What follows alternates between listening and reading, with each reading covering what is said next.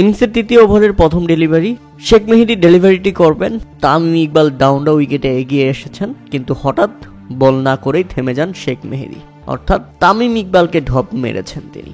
তাতে তামিম ইকবাল তো রীতিমতো খেপে যান, শাসাচ্ছিলেন শেখ মেহেদীকে কেন তিনি থেমে গেলেন। শেখ মেহেদী বলছিল যে ভাই আমি আটকাই গেছিলাম, কিন্তু তামিম বলছিল তুই আটকাই যাস নাই, আমি তো চিনি তরে। স্টাম্প মাইক্রোফোনে তাদের এই তর্ক স্পষ্ট শোনা যাচ্ছিল। এরপর নুরুল হাসান সোহান বলেন বাদ দেন ভাই, কিন্তু তামিম ইকবাল যে পরিমাণ রেগে গিয়েছিল তিনি বাদ দেন কিভাবে। এরপর সিঙ্গেল নিয়ে নন স্ট্রাইক প্রান্তে আসতেই শেখ মেহেদীকে চেপে ধরেন তিনি, সেখানেও তাদের মধ্যে কথোপকথন হয়। পরে আম্পায়ার বলেন ঠিক আছে তামিম ছেড়ে দাও, পরে ছেড়ে দেন তামিম ইকবাল। তবে তামিমের হয়ে এরপরেই শেখ মেহেদীর উপর চড়াও হন নাজমুল হোসেন শান্ত। রিভার্স সুইপে দারুণ একটি ছক্কা হাঁকান, তাতে শেখ মেহেদীর মাথায় হাত।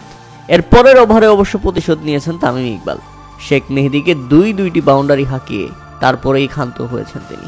প্রিয় দর্শক, তামিম ইকবালকে শেখ মেহেদীর এভাবে ঢপ মারাটা আপনারা কিভাবে দেখছেন বা কেমন এনজয় করেছেন তা অবশ্যই আমাদের কমেন্ট করে জানাবেন।